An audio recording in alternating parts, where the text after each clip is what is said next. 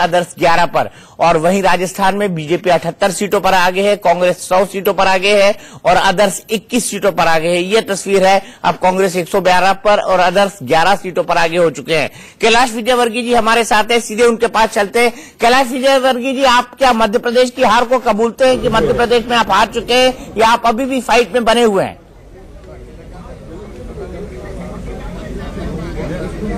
दीपक जी, 118 से कम सीट नहीं आएगी बीजेपी की। और आप देखिएगा, ये मैं जो कह रहा हूं मेरा अनुभव से कह रहा हूं कि कल भी मैंने परसों भी आपसे आपके चैनल पे जब मैंने बात की थी, जब मैंने कहा था कि कम से कम 118 सीट आएगी और बहुमत हमारा आएगा। शाम तक होते होते सारी स्थिति स्पष्ट हो जाएगी और मुझे विश्वास है कि सरकार भारतीय जनता पार्टी की ही बनेगी। ये आप अनुभव के आधार पर कह रहे हैं या आप जानकारी के आधार पर कह रहे हैं? दोनों में अंतर है। देखिए आप मुझे पहचानते हैं, आप इंदौर के ही हैं। मैं पार्षद था, विधायक था, मंत्री बना, महापौर बना। मैं जमीन की राजनीति करता हूं। मैंने जमीन में जाकर प्रचार किया और मैंने देखा कि जनता का आक्रोश पार्टी के खिलाफ नहीं था, सरकार के खिलाफ नहीं था, नेतृत्व के खिलाफ नहीं था, पर हां कुछ इंडिविजुअल उम्मीदवारों के खिलाफ था। और हमें भी पता था चुनाव के पहले कि इनके खिलाफ एंटी इनकम्बेंसी है, पर हम लोभ में आ गए और हमने टिकट दे दिया। इसलिए कुछ हमसे चूक हुई है टिकट वितरण में कि कुछ टिकट हमें बदलना थे, हम नहीं बदल पाए।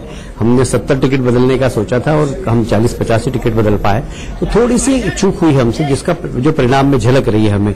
पर एक बात बताऊं, सरकार की नीति, नेतृत्व, नेता के खिलाफ एंटी इनकम्बेंसी नहीं थी। थोड़ी सी एंटी इनकम्बेंसी इंडिविजुअल्स के खिलाफ थी, जो कि हमें दिखाई दे रही परिणाम में।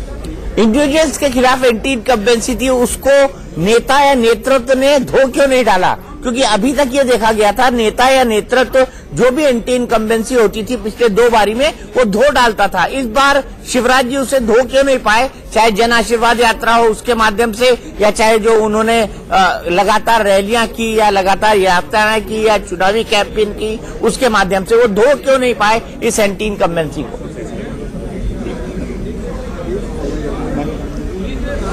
देखिए दीपक जी, मैं एक बात और स्वीकार करता हूं, शायद बहुत कम लोग होते हैं जो ऐसी बातें स्वीकार करेंगे। 15 साल की हमारी सरकार थी। आप जानते हैं मध्य प्रदेश का जो संगठन है वो देश के अंदर सबसे मजबूत संगठन है, पर 15 साल की सरकार में संगठन हमारा थोड़ा सा उपेक्षित हो गया। और इस चुनाव के दौरान मैंने महसूस किया कि संगठन थोड़ा सा सरकार के कारण या किसी भी कारण से थोड़ा सा उपेक्षित हो गया। तो संगठन की जो पकड़ होना चाहिए थी कार्यकर्ताओं के ऊपर, वो पकड़ मुझे कम दिखाई दी। इसीलिए हमारे बहुत से इंडिपेंडेंट खड़े हो गए, जिसको हम समझा नहीं पाए। यदि हमारी पकड़ होती तो इतने लोग इंडिपेंडेंट खड़े नहीं होते और ये परिणाम नहीं आता। तो थोड़ी सी गलती जो हमें महसूस हुई है, जो तो हमारी कमी महसूस हुई है, वो मैं यहाँ पर स्वीकार करता हूँ कि हमारा संगठनात्मक ढांचा थोड़ा सा कमजोर हुआ। आप कह रहे हैं संगठनात्मक ढांचा कमजोर हुआ, लेकिन आरएसएस भी एक बहुत कीन रोल प्ले करता है, खासकर से वोटर्स को जो है मोबिलाइज करने में। क्या इस बार मोबिलाइजेशन कमजोर हुआ? आपका जो कोर वोटर है वो निकलकर वोट डालने नहीं जा पाया, क्या आपको ऐसा महसूस हुआ?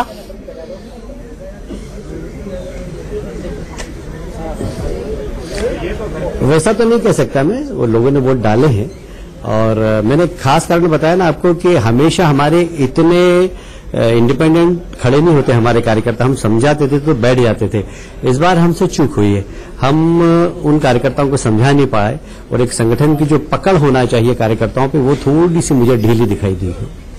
मैं आरएसएस की बात कर रहा हूं, क्या उनका सपोर्ट स्ट्रांग था? क्योंकि आरएसएस मध्य प्रदेश में बहुत ही स्ट्रांग है और बीजेपी की बैकबोन या बीजेपी का जन्म जो है आरएसएस से ही हुआ है। तो क्या आरएसएस ने उस तरह से सपोर्ट नहीं किया, खास तौर पर मध्य प्रदेश के अंदर?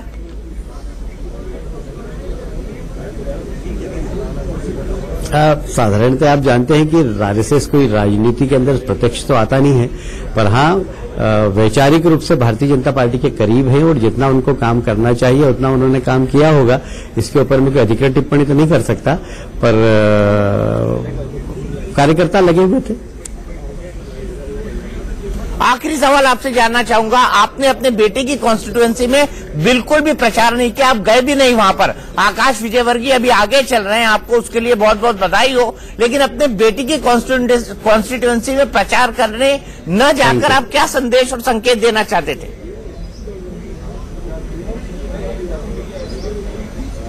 देखिए, हमारे यहाँ वैसे साधारणतः वंशवाद है ही नहीं, पर मुझ पर एक आरोप लग गया है कि मैंने अपने बेटे को टिकट दिला दिया। पर सब जानते हैं कि मैं इंदौर के टिकट जब तय हुए, जब मैं बैठा ही नहीं उस बैठक में, मैं बाहर आ गया था। फिर मैंने सोचा कि वो अपनी योग्यता के आधार पर अगर टिकट लाया तो योग्यता के आधार पर जीते, तो कम से कम जो आरोप मुझ पर है कि वंशवाद के कारण टिकट लाए और वंशवाद के कारण जिता दिया, मैं ये बताना चाहता हूं कि वो अपनी योग्यता के कारण टिकट लाया है और योग्यता से ही जीतेगा। मैं पूरे 229 विधानसभाओं को वॉच कर रहा था, उसकी विधानसभा को छोड़कर, और मुझे गर्व है कि वो लगभग 15,000 के आसपास वोटों से ज्यादा से जीतेगा। फाइनल फिगर मैं आपको अभी का बताता हूं, बीजेपी 105, कांग्रेस 114, अदर्स 11। क्या आप अभी भी अपने दावे पे कायम है कि आप 118 सीटों के आसपास आएंगे और पूर्ण बहुमत लाएंगे? 100%, 118 से कम सीट नहीं आएगी हमारी और हम पूर्ण बहुमत लाएंगे। आई होप आप रात में मुझे थोड़ा वक्त देंगे आपसे बात करने के लिए, जब रिजल्ट बिल्कुल क्लियर हो जाएंगे। जरूर जरूर दीपक जी, मैं मिलूंगा आपसे। चलिए, बहुत बहुत शुक्रिया कैलाश विजयवर्गीय जी हमसे बात कर